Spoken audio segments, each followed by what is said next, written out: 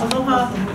Thank you everybody for being here. My name is Dawn Shang, and I'm going to facilitate tonight's meeting.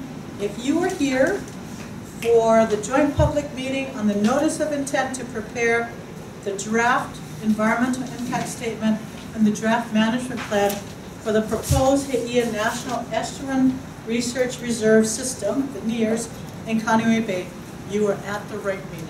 Mahalo for being here. I do like to start us on time, but before we get into the formal meeting, I'd like to ask Auntie Rocky Kaluhiva if she can open us up with a pule.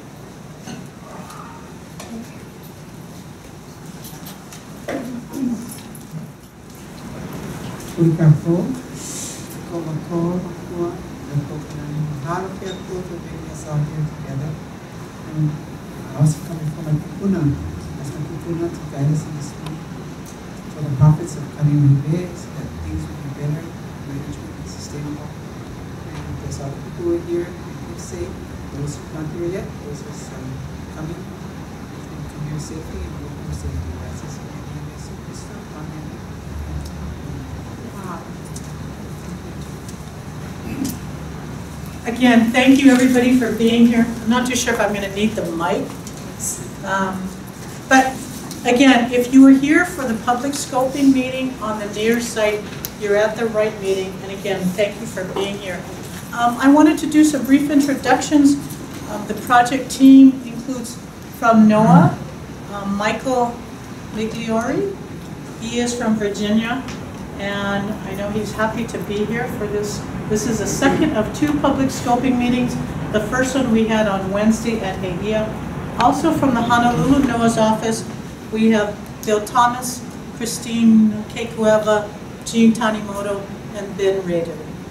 From the Office of Planning, who is the state agency responsible for drafting the management plan, we have the acting director, Leo Suncion, and Rebecca Arbeen. And I'd like to especially thank, oh, please come on in, the site partners who submitted the nomination papers. They include the Ko'olau Popo Hawaiian Civic Club, Ko'olau Foundation, and I apologize, I said the wrong name the last time. Kako'o Oiwi, Pai Pai o He'ia, He'ia State Park, and the Hawaii Institute of Marine Biology. And finally, I'd like to introduce Paul Connery, who is the project manager for the development of the state's management plan. Before we get into the presentation and the formal purpose for being here, being your comments, I wanted to provide a brief background on what's gotten us to this point. That Kaneohe Bay, He'ia, that the community has really been talking about the issues involving Kaneohe Bay and the He'ia estuary for decades. They include the Kaneohe Bay Master Plan, Kaneohe Bay Regional Council, and many other community engagement efforts to talk about this matter. However, in 2012, former Governor Abercrombie sent a letter to NOAA of interest in exploring the feasibility of designating a reserve within the Hawaiian Islands. There are 28 near site, as Michael will mention to you, but there is no current designated site in Hawaii. So in 2013, the State of Hawai, through the Office of Planning, undertook a comprehensive site selection process that included all of the counties of Hawaii to determine a proposed site in the Hawaiian Islands. And it was an exhaustive research including Hawaii Island, Maui, Kauai, and Oahu. On May of 2014, the governor nominated Heia Estuary for the consideration as a Hawaii site. And I'm pleased to announce that on October 27th of this year, NOAA accepted the site nomination and initiated the planning process, which is the reason that we're here tonight. So the project team, again, is convening. This is the second of 2 public scoping meetings to talk about the draft EIS and the draft management plan. And again, the real purpose of tonight's meeting is to get your comments. What should be in the plan? What are some of the issues and concerns you may have about the Nerrs site? Fishing, cultural resources, issues related to the boundary. What should we consider as we're drafting both the EIS and the management plan? Again, before I get into the formal presentation, logistics. And I do apologize, I know it was a little, you had to show at least 4 IDs before you got in here. And you had to go through at least 5 doors. But you got here, so all of you who have made it, welcome.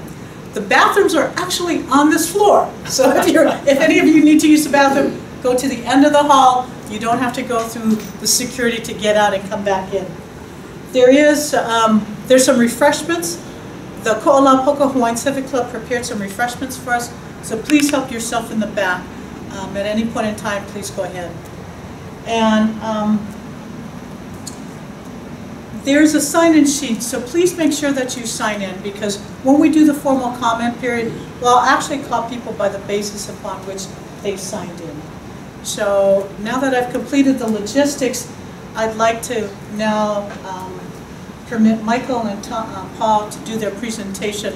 I would ask that you hold your questions until after the presentations, and that the questions would be clarifying their presentation. So with that, we have Michael from NOAA to talk about the NOAA EIS process.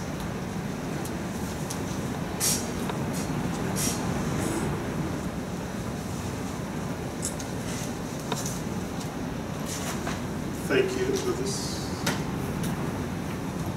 Hello? Is that on?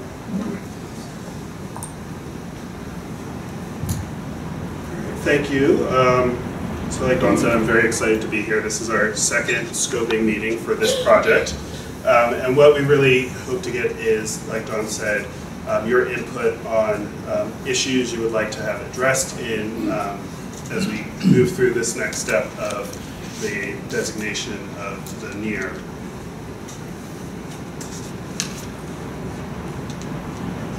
So just to give you an overview of what I will be talking about is the reason that we're here for the scoping, the National Environmental Policy Act, and what the environmental impact statement is and what we are asking from you.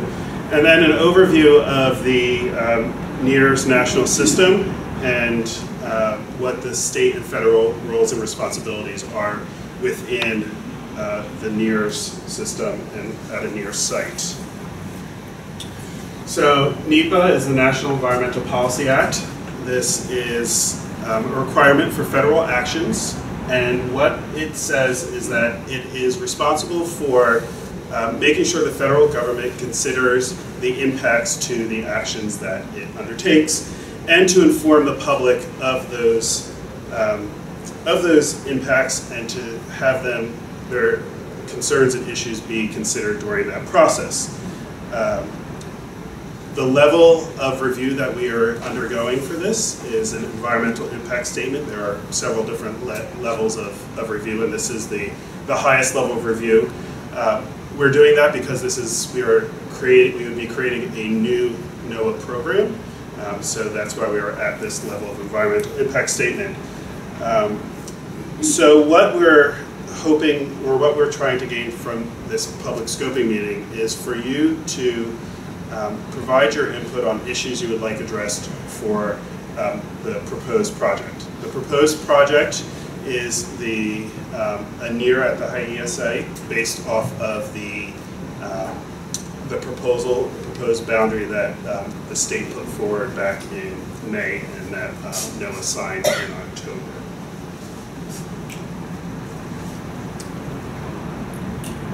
So scoping, we want you to identify, we are identifying the environmental effects, so please share with us issues you would like considered related to cultural resources or natural resources. And from all this information, we will be considering different, what we call alternatives. So one is the proposed NERR as was in the nomination package. We will compare that against what happens if NOAA takes no action. And then based off of the input that we receive, we will create some alternatives around a NERR at Haia based off of that input. So that's the purpose of being here. Giving you an overview of the NERR's system. We are a system of 28 places around the country. We exist to promote the understanding and stewardship of the nation's estuaries. And so we do that using a system of places. And we look both at geography, so we look to have reserves at the different areas around the country, but also different types of reserves. So as Dawn said, there's presently no reserve in the Pacific Islands, not just Hawaii, and also the type of estuary that's represented at Haia is not within our system.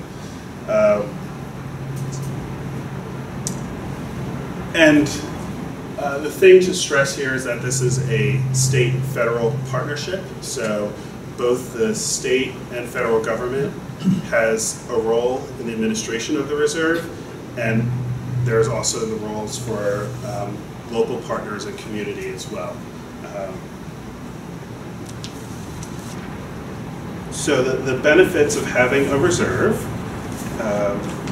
include increased research, education, training, and resource stewardship at the proposed site. So NOAA will help with, will be conducting research programs, education programs through our state partners. You'll also become part of a larger network. So there's 28 reserves, NERRs around the country. And in being part of a larger system, there is a transfer of projects and knowledge across the different NERRs. So something that's a successful program that's developed somewhere else can be transferred to another reserve through our network. And we're also doing some national level thinking on issues that are important to estuaries. So climate change, water quality, habitat changes. Thinking about what those issues are nationally, and then it's also those issues are relevant at the local scale. So climate change impacts at one NERR, different at other NERR, but it's all under the national issue of climate change. And then finally, there's the enhanced understanding and conservation of estuaries.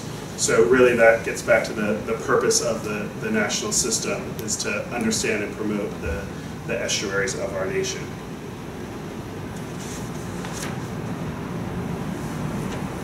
And although kind of covered in the last slide, why is a NERR designated and managed? The core things that happen at a NERR are long-term research and monitoring, education and training programs, resource stewardship, and through a NERR designation, there are no new federal regulations on the resources that are within a NERR.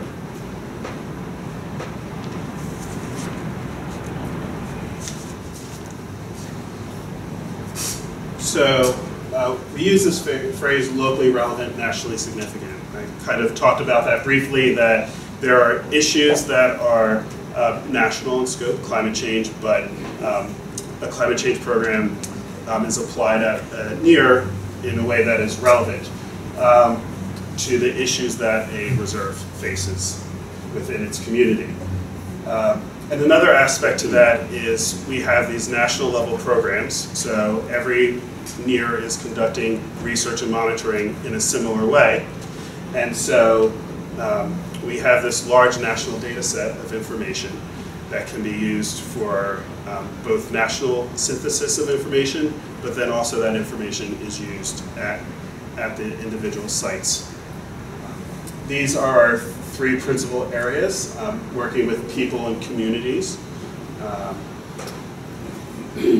conducting science, and protecting our special places.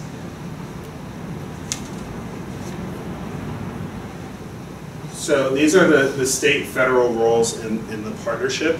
The state is responsible for the land ownership and management. The federal government will not own any of the land within a NERR.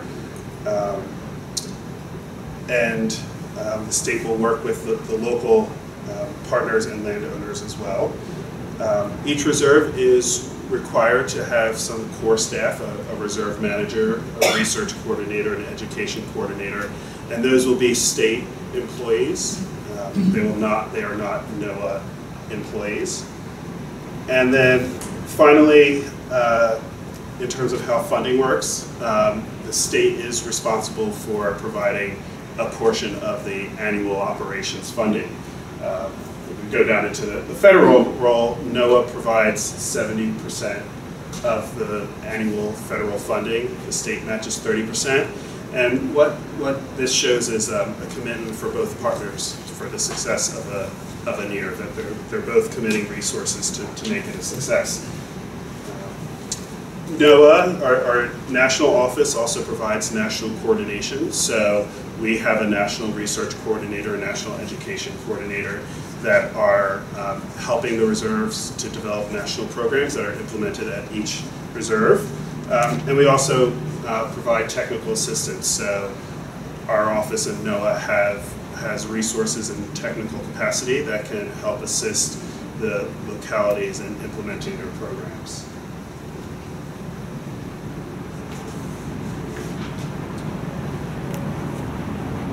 So, like I said, the NOAA administers the awards in addition to our annual operations awards that once a NERR is designated, a state becomes eligible to receive. We also have construction and acquisition funds that a site is eligible for once they have designation. And I mentioned before that we have these national priority areas that we think about nationally and their application at our sites. And we're producing national products, so synthesis of our monitoring data, education curriculums related to estuaries. These are the things that we do. These are some of the things that the federal partner does. So we have 4 national programs that I wanted to talk about. These are our system-wide monitoring program, our coastal training program, K-12 estuarine education program, and our Nerrs Science Collaborative program. The first, our system-wide monitoring program, or SWAMP. I do really like that acronym. So, can you go to the next slide? Oh, there we go, okay. So, several different components of SWAMP. Abiotic monitoring, looking at water quality, nutrients, weather parameters. Ecological monitoring, looking at habitat change, looking at vegetation, land use changes and mapping. And then one of the things that we have been able to do with this swamp information is develop a sentinel site program. Hawaii has a sentinel site program through NOAA, so you may be familiar with that. And that's just one of the many applications of the swamp data that is available through our program. Our Coastal Training Program, or CTP, seeks to take the science developed at reserves and provide that to the community and decision makers so that they can make science-based decisions related to issues that are important for estuaries and coastal communities. We also provide technical assistance to, or reserves provide technical assistance to their communities on issues related to management decisions. And then, and also there's the opportunity to increase the network of community of practitioners through the CTP program. Our K-12 education program, or KEEP, there are several different components to this. There are K-12 student programming that occurs through this. So both in classroom activities, field trips to reserve sites. Curriculum that's been developed. I think right now we have a high school and middle school curriculum that's available related to estuaries. We also have web-based programs, so graphing applications, so teachers and students can look at our swamp monitoring data and use this application to understand how to graph information and how to understand scientific information. And then we also have teacher professional development programs. And so kind of the theme with all of these is that we have a national coordination. So for instance, with our teacher professional development, we have a national coordinator that is orchestrating how to develop a market analysis needs assessment to identify what types of programs might be useful in your area, how to implement your program, and then providing evaluation techniques so you can know how successful your project is. So national coordination of these national programs that are implemented and relevant at the site level. And then our last national program is the Science Collaborative. This is a competitive pool of funding for science research that reserves and their partners are eligible for.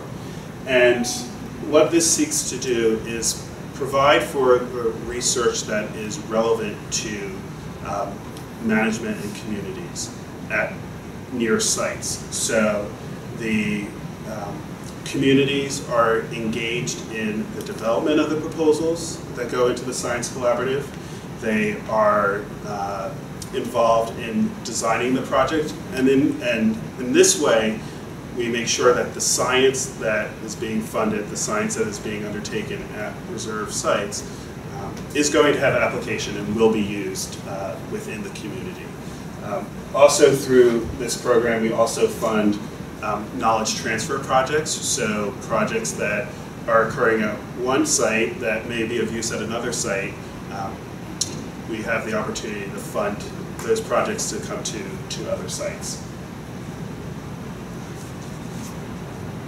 And just to give you an idea of where the next steps are going for specifically the environmental impact statement, this is one of two meetings for scoping where we seek to get your ideas and input. And there are other avenues such as written comments to receive that information.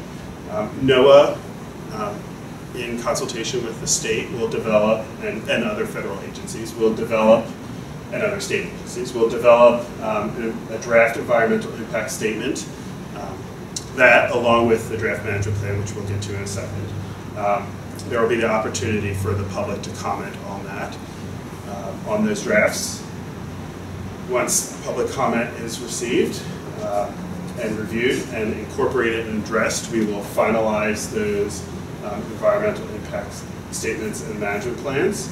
And all goes well, there will be a designation finding and a record of decision related to the reserve, and then look forward to coming back out for the designation ceremony when it happens. Thank you.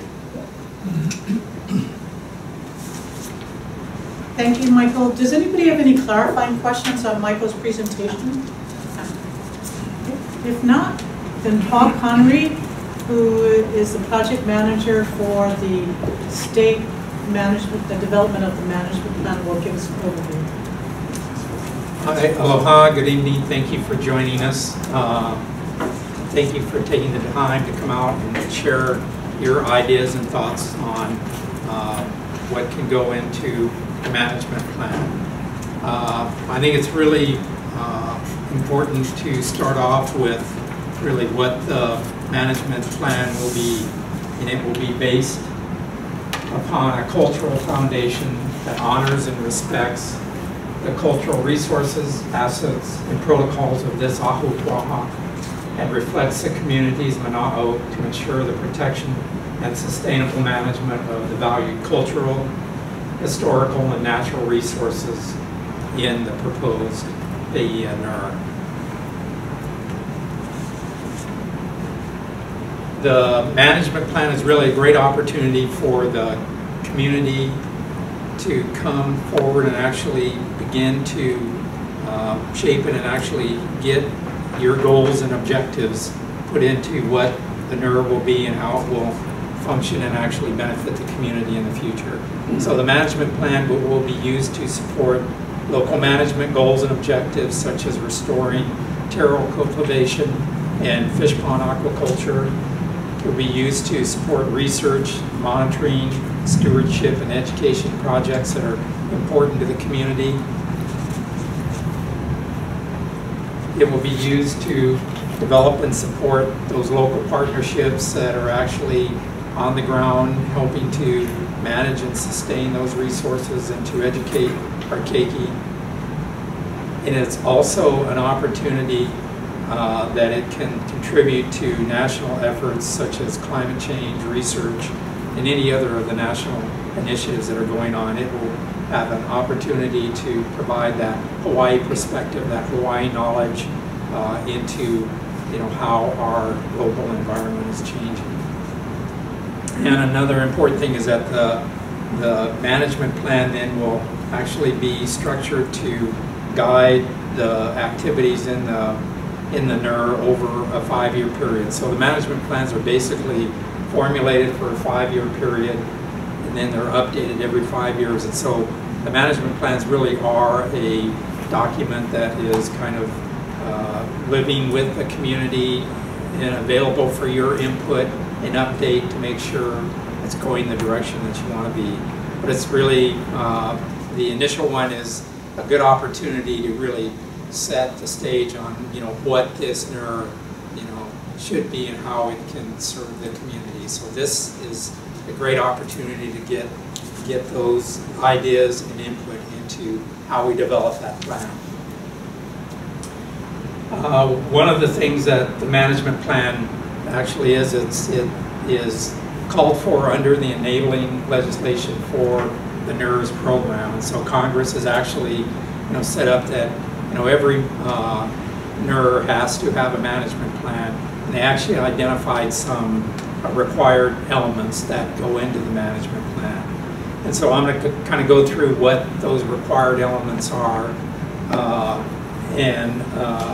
but what we actually want is that here's a requirement, it's got to be there, but it can also include additional components, such as cultural resource management. And so what we would like to do is get your ideas on, what are the important things to include in the management plan based on these or anything else that we should add. So the required elements, the content of the management plan is going to have an introduction, a strategic plan. That is where you set the vision, the goals, the objectives of what the NERR should be and how what benefits it should deliver. It will also describe kind of the program foundations. You know, you heard what the national program foundations were from Michael. It outlines, you know, how the NERR will be administered, the administrative plan, that relationship between both the federal and the state managers. It needs to have a resource protection plan. It also has to have a plan that ensures public access and visitor use, so it's got the public access and visitor use plan. It also needs to have a facilities development and improvement plan, you know, land acquisition plan if there is any need for that, a resource manipulation plan, and a restoration plan. And those are the elements that are basically the template that's set up by Congress to get consistency across the nation for all the different NERRs.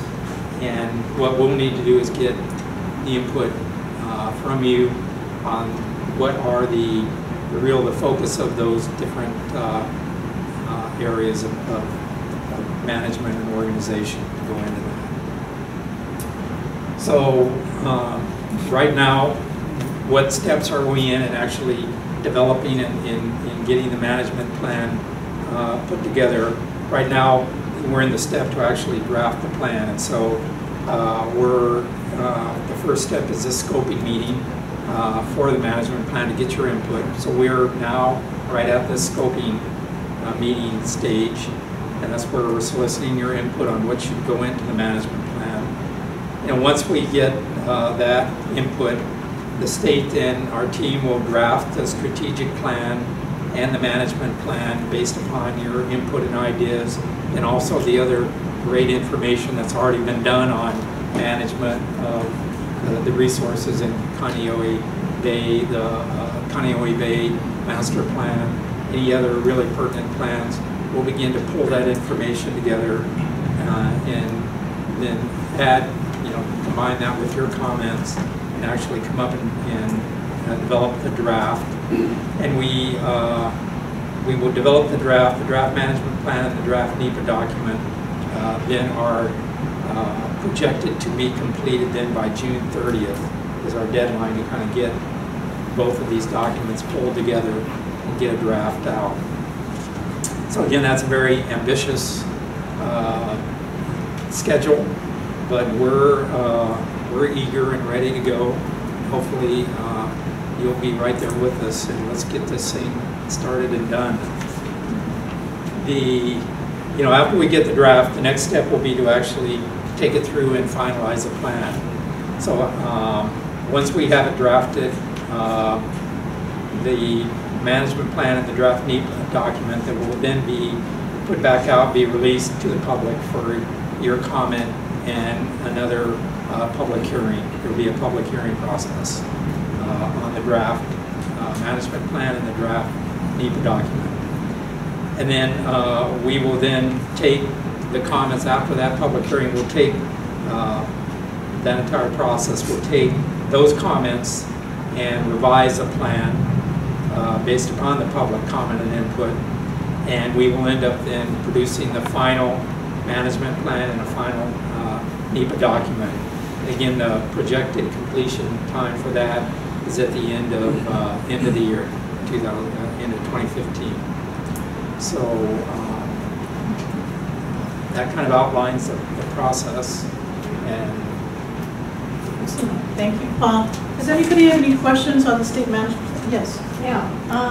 I came in a couple minutes late. Do you have a map showing the boundaries and the location? We do. It's outside. Maybe we can bring that in. yeah, we can bring that in. That's a good idea. So that'll actually be useful to people that need to refer to it when they're providing service.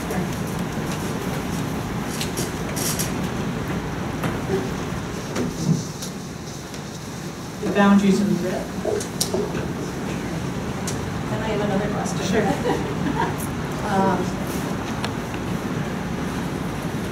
So you mentioned management related to taro cultivation and fish pond aquaculture. What about management and protection of coral reefs? Is that a component of the NERS as well? Again, those are great comments for you to come and say those are our priorities that I think ought to go into this plan.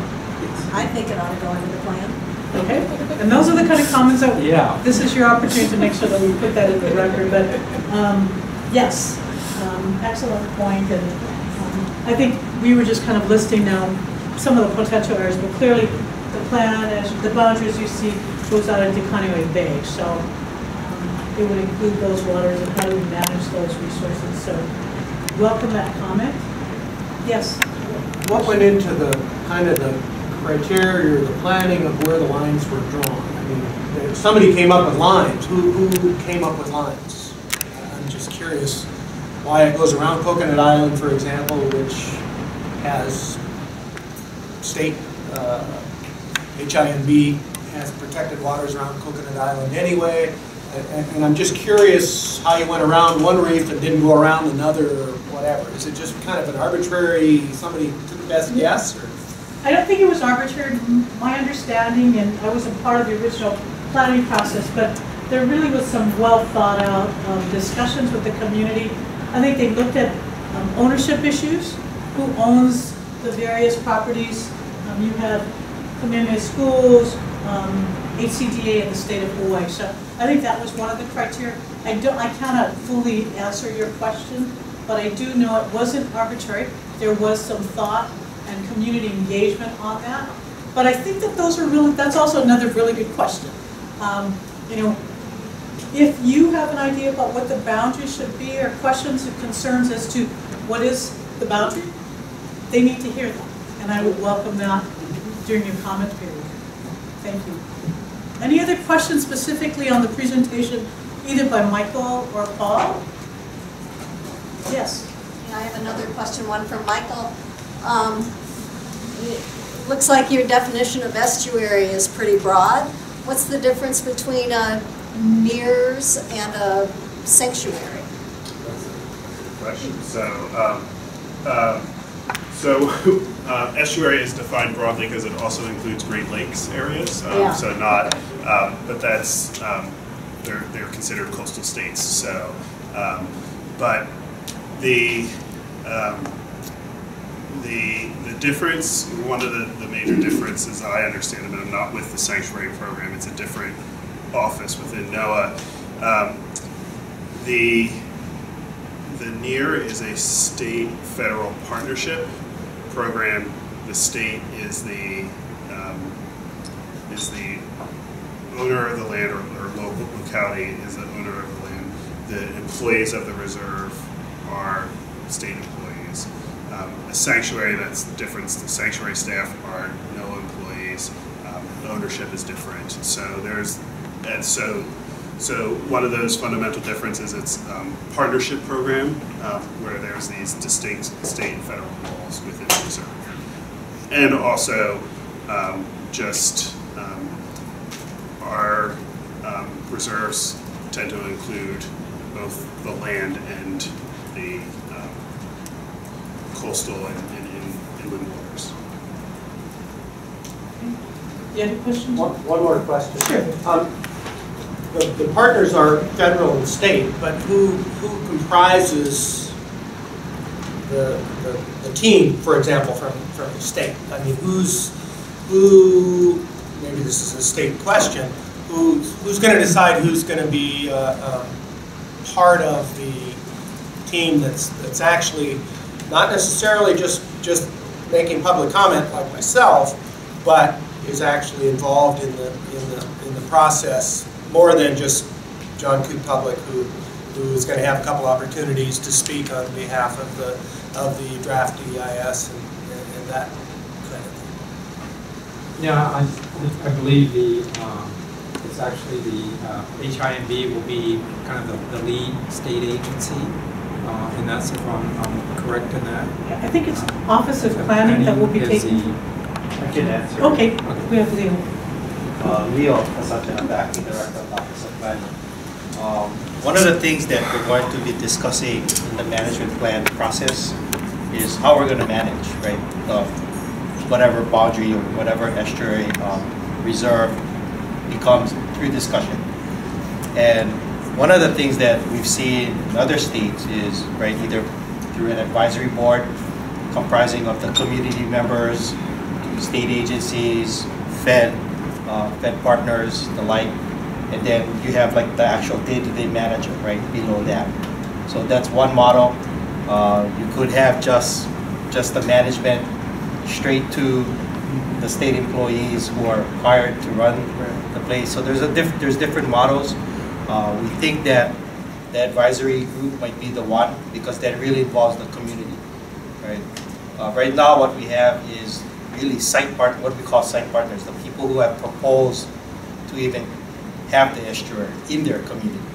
So it's very grassroots, and we think that's probably the better way to keep them involved because this is going to be their section, their estuary reserve, right? And from the state side, we want to make sure from the government side, right, they're going to be doing science, research, monitoring, all of that, that first and foremost, it helps that community, right? It goes back to that, and then the transferability to other communities. That's the concept that we look at as far as management. I think we've seen that model in other places in the state, so it does work, but certainly it's going to be through the management plan process.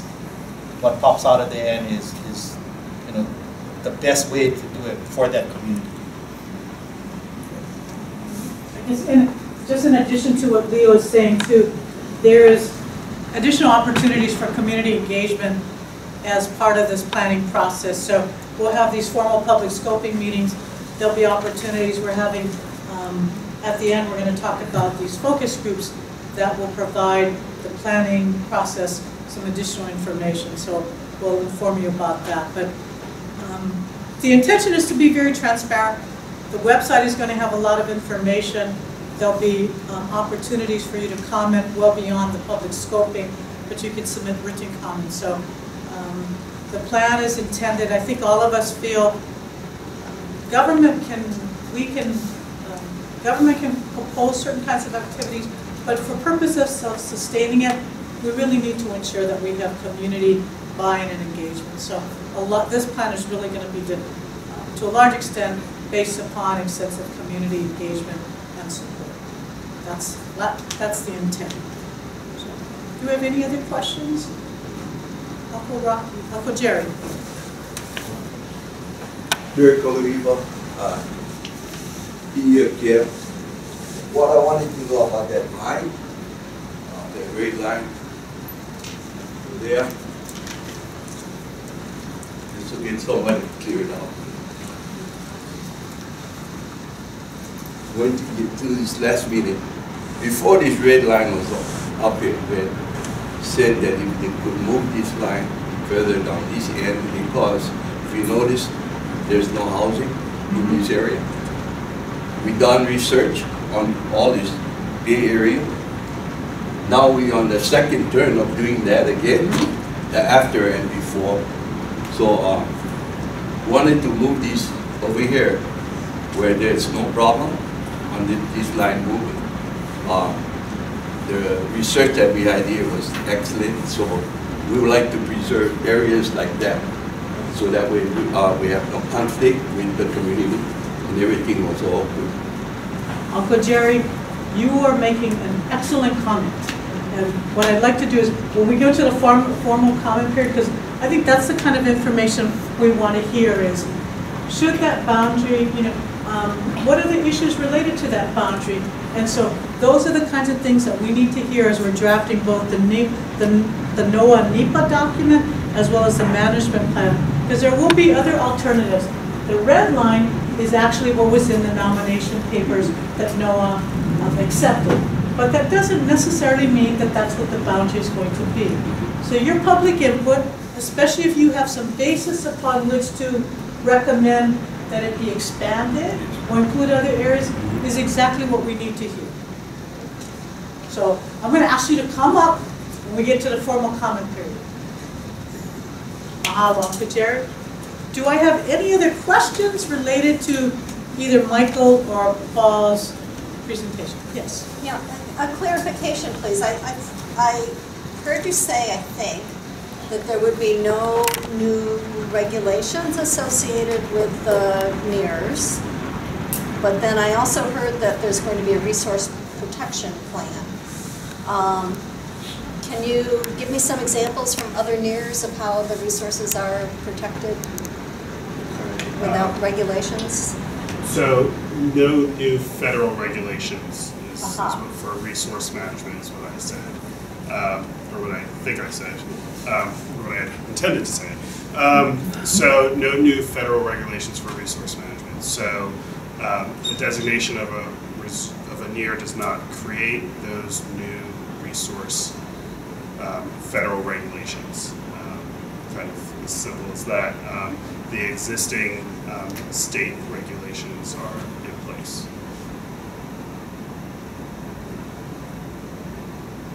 And then you wanted examples from? Examples of resource management without regulations, resource protection. Oh, but through the NERRS program. But I said the existing regulations. So the state has existing regulations within a coastal zone, and so those are the ones that would be. I'm not familiar with Hawaii's coastal regulations, so I couldn't answer specifics. Malia?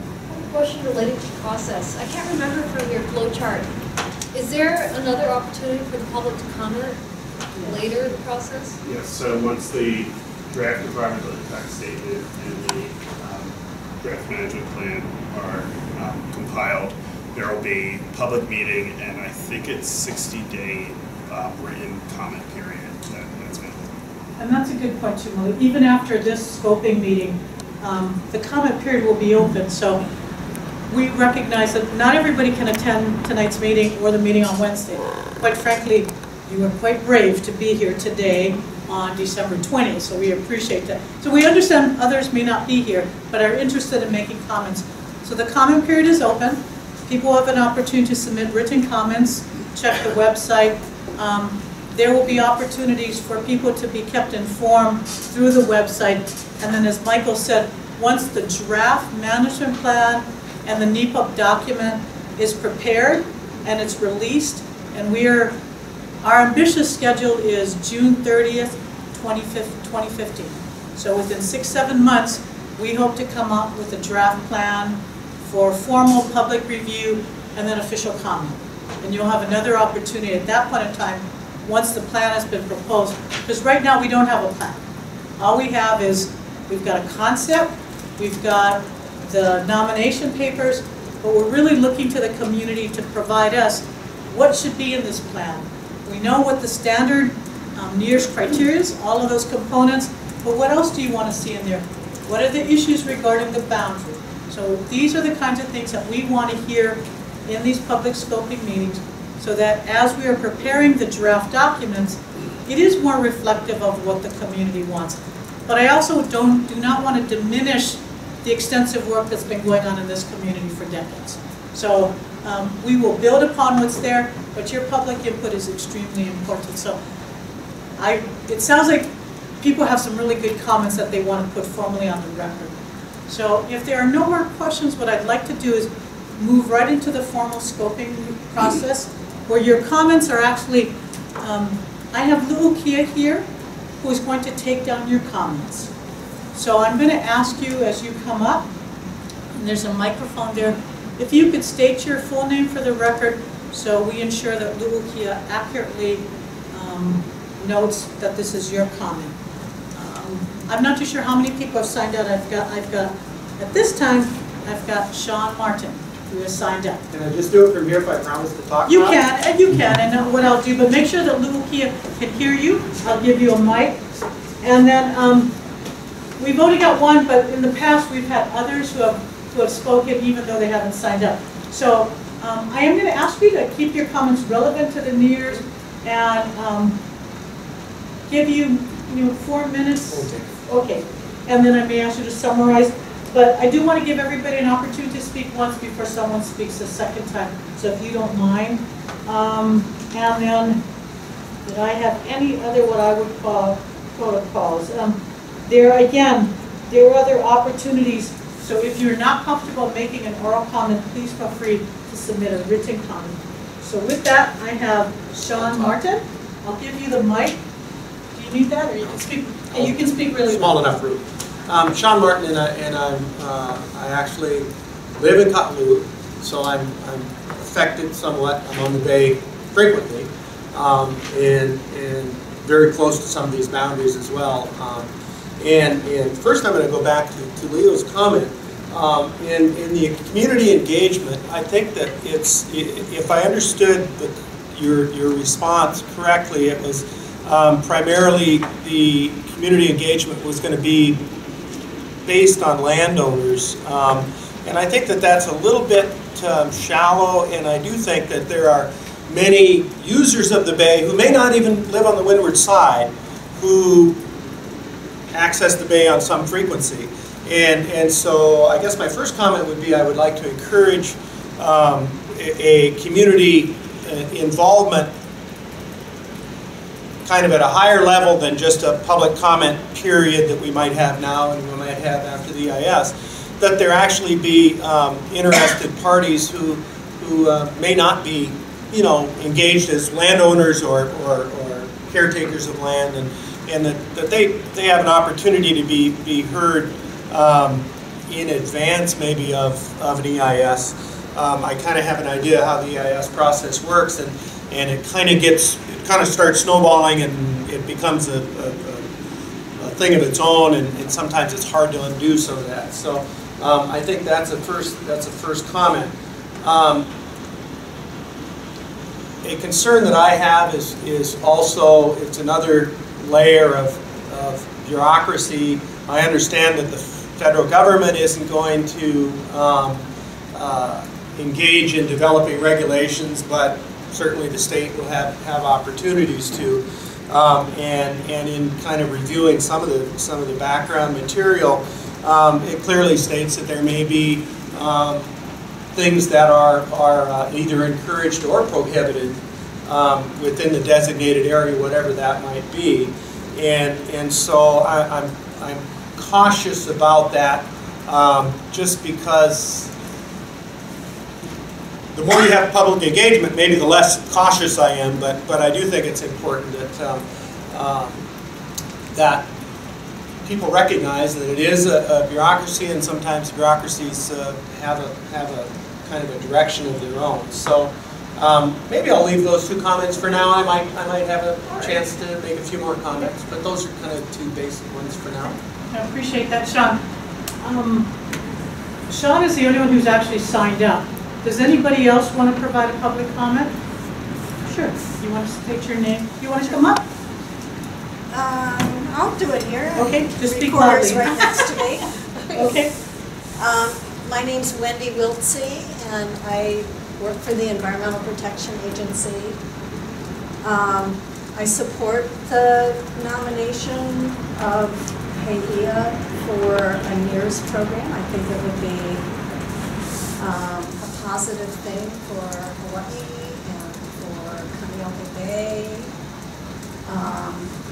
and for the Ko'olauhoko area.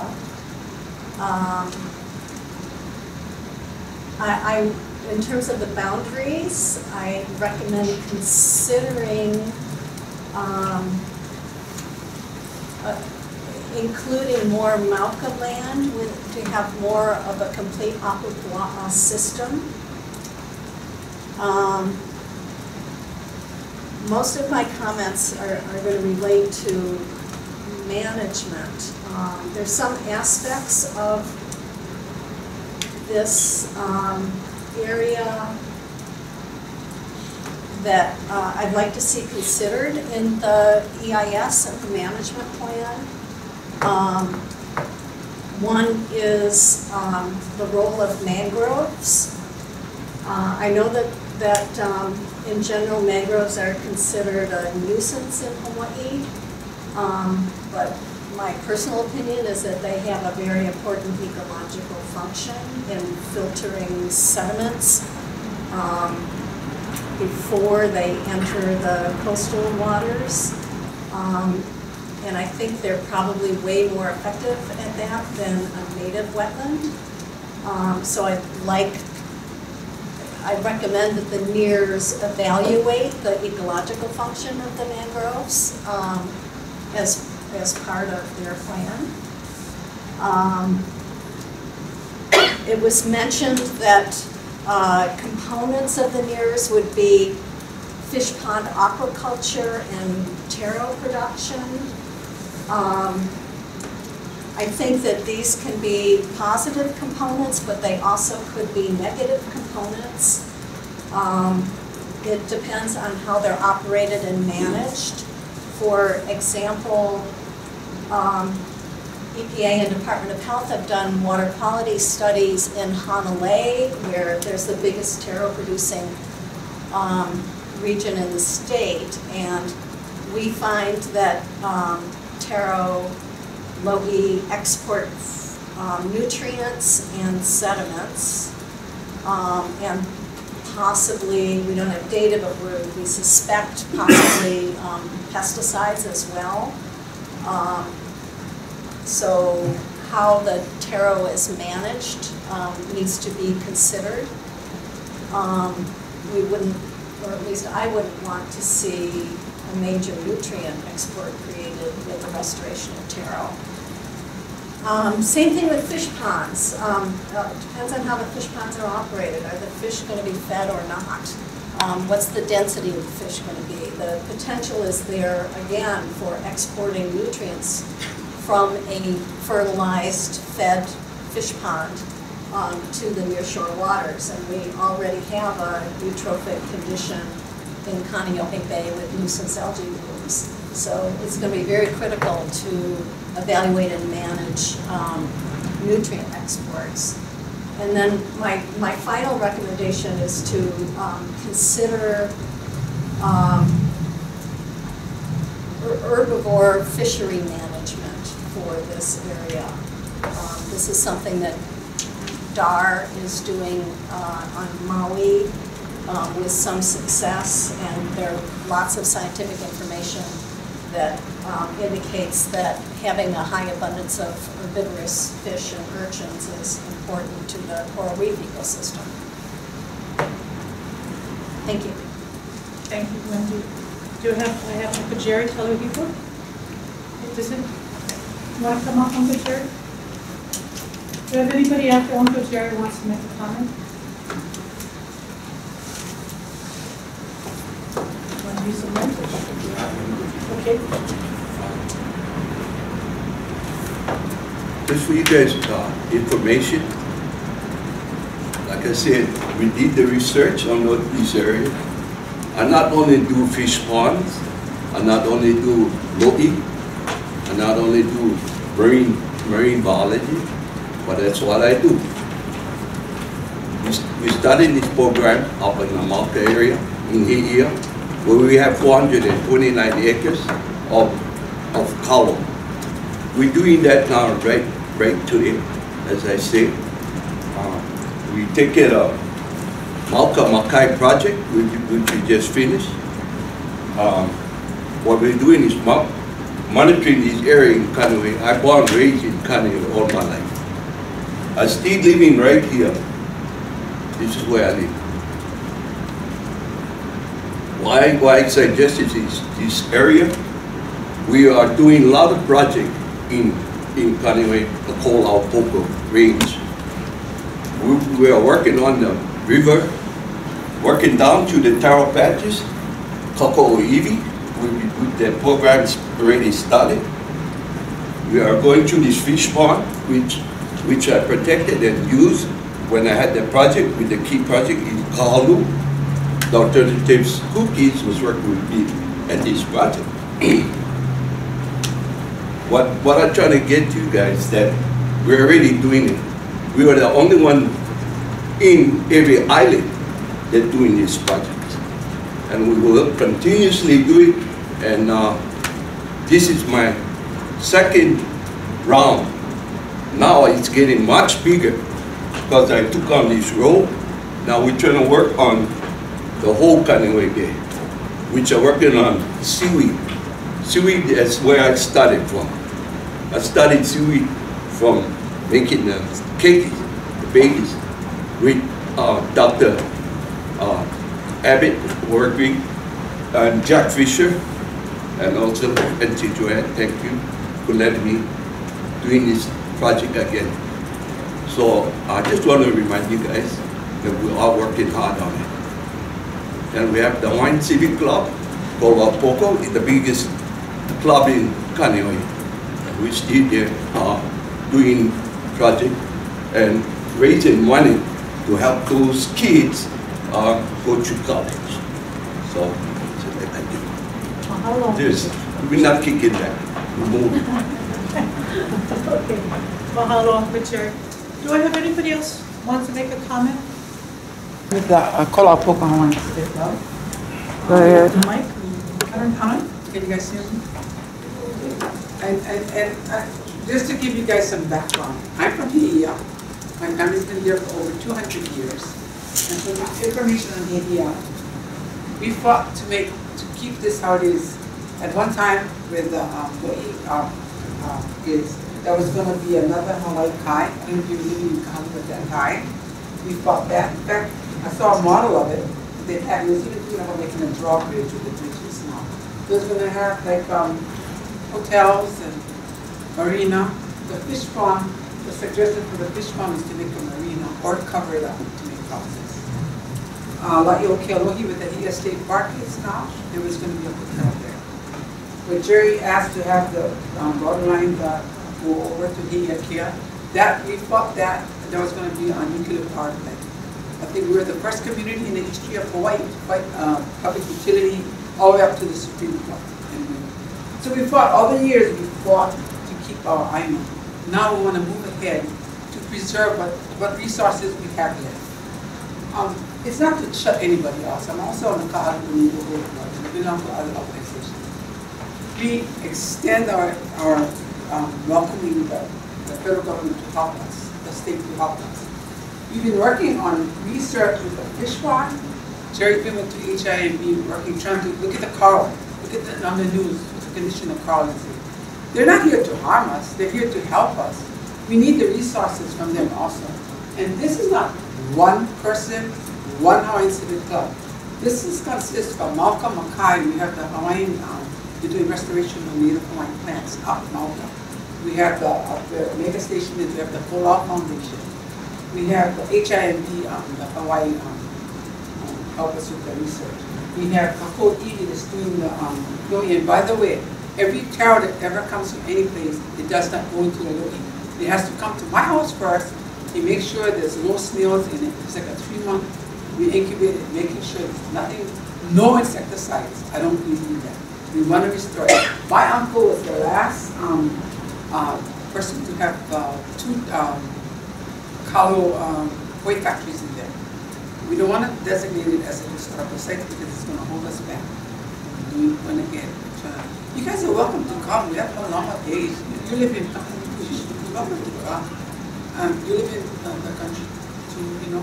We're not excluding anybody. We're inclusive. We want everybody to come. You know, my grandfather was the last Koloniki for Haiti. My grandfather, my father, my family before that, Maka'ala. We're there to try to sustain our resources. The rest of my life I'm going to do that. My children is trained to do that. And we welcome you guys to come. Tell me, you're in Ka'alu. Come on, join Hawaiian Civic Club if you want to. But there's other clubs in there. There's other projects that you're welcome to join. The Ko'iwi has opening for the public to come in. The nursery up above, Haiku, they have public days for the public to come in. The Hawaiian kids, even Coconut, even the HIMB, the public is welcome to come in. So come and join us. I see nothing wrong with that. Mahalo. Thank you. Thank you, Rocky. Does anybody else have a comment that they'd like to make? I really want to thank everybody. I mean, I appreciate the thoughtful comments of tonight. Please remember, this is not the only opportunity to make a comment. You can email, you can fax. There are comment forms that when you signed in. And Wendy, did you sign in? Because okay, perfect, because sometimes we have people who made a comment but hadn't signed in. So please make sure you sign in. Please check the website, the Office of Planning's website, and it should be on the comment card as well. So there are different ways you can comment on this public scoping process. In addition to that, and this is, I want to direct it to Sean because you kind of were ahead of us, thinking there are other opportunities. There are some specific, what we're calling focus groups that are going to, the focus group, there's 3, research monitoring that will focus on current research gaps, traditional ecological knowledge, indigenous knowledge. There's an education, training, and interpretive focus group that will focus on K-12 environmental programs, adult education programs, teaching, training. And then there's going to be a public outreach resource management focus group that will focus on public access, cultural practices, and signages. So if you're interested in participating in one of those focus groups, there's a flyer that's out there when you sign in. Please let us know. Email or call Rebecca, and we will let you know when those meetings are going to occur. So that as we start to draft the management plan and the NOAA NEPA document, those focus groups, like the public comments, will also be included in the actual planning process. So this is not the only opportunity to make a comment. So please take a flyer when you leave. Check the websites often, as we will have on there updates about what's going on in the NERRs. This website also provides you some really nice background about both the national NERRs. There's also the nomination form on there that's specific to He'ia. So there's some really good and background information. So please go and check the website as well. And just even as Luella, and yes, Luella and I know each other. We have seen each other at many meetings. So we really appreciate community's participation. It makes a difference. That's the way that we're going to make things better. So with that, I really want to thank all of you who have taken the time to come out here during this holiday season. Thank you very much. And with that, the meeting is adjourned. So you can still make comments if you want beyond this. So again, thank you so very much for being here. Mahalo.